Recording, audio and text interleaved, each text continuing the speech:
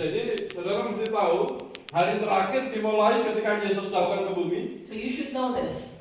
The end of time has started when Jesus started to exist in this earth. Sampai nanti gereja diangkat. Until the end of time when us as a church will be descending to heaven. Dan kita menantikan pengangkatan gereja itu, And saudara. this is what we are waiting for, the ascending of the church.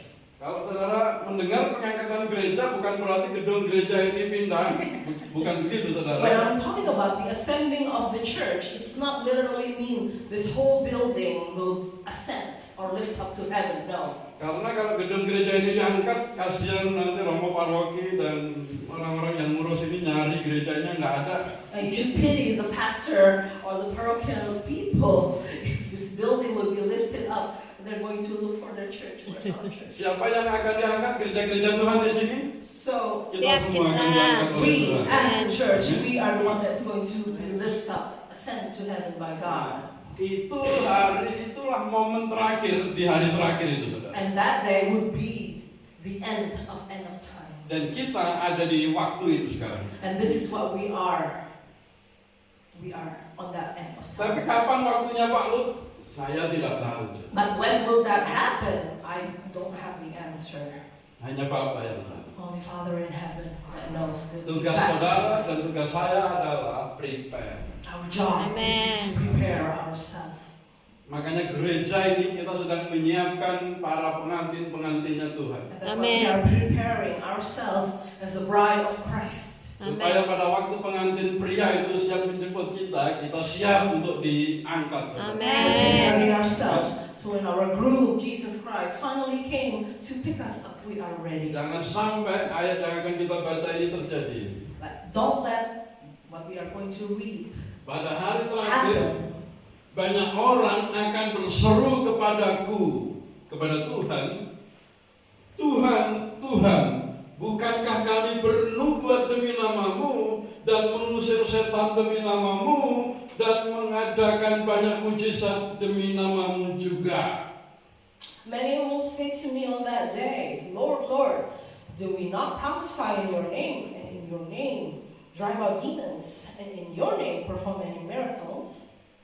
Dan sepertinya saudara tidak akan melakukan ini, betul? I'm pretty sure that you will not do this at the end of time. Karena mengapa kita tidak melakukan ini? Karena kita kenal Tuhan dan Tuhan kenal kita. We will not do this because we know our God, and our God knows us. Dan orang-orang seperti ini bisa juga dalam konteks hari ini dia berkata begini, bukankah aku melayani di gereja Tuhan? Bukankah aku memberi perpuluhan Tuhan? Bukankah aku melakukan ini dan itu Tuhan? If we are comparing this context of event to what happened today in our daily life, some people might say, didn't I worship you? Didn't I do this and that at church? Didn't I serve you?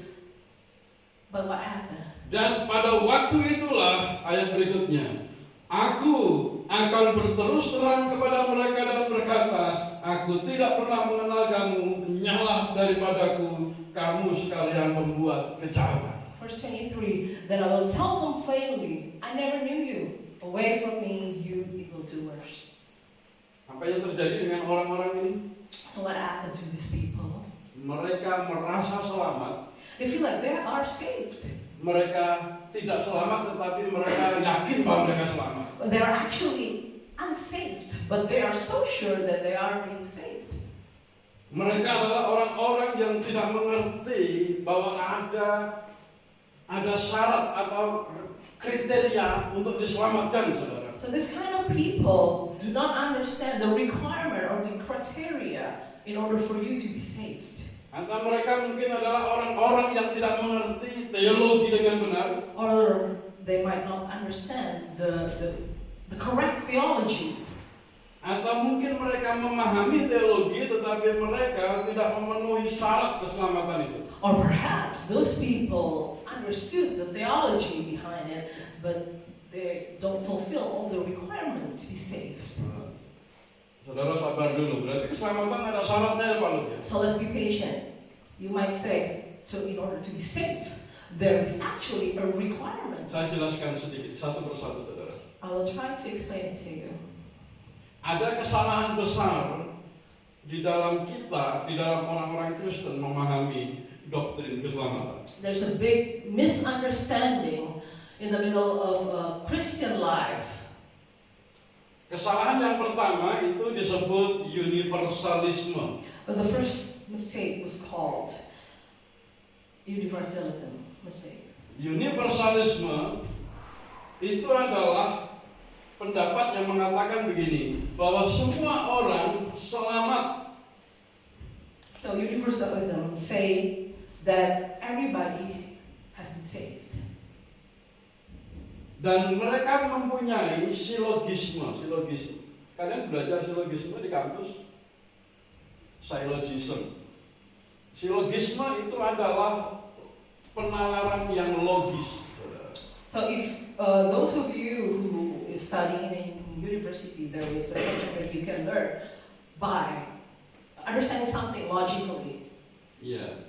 Atau logical argument, itu namanya silogisme. So it's called syllogism. Cara saya ada gambarnya lah yang saya kirim.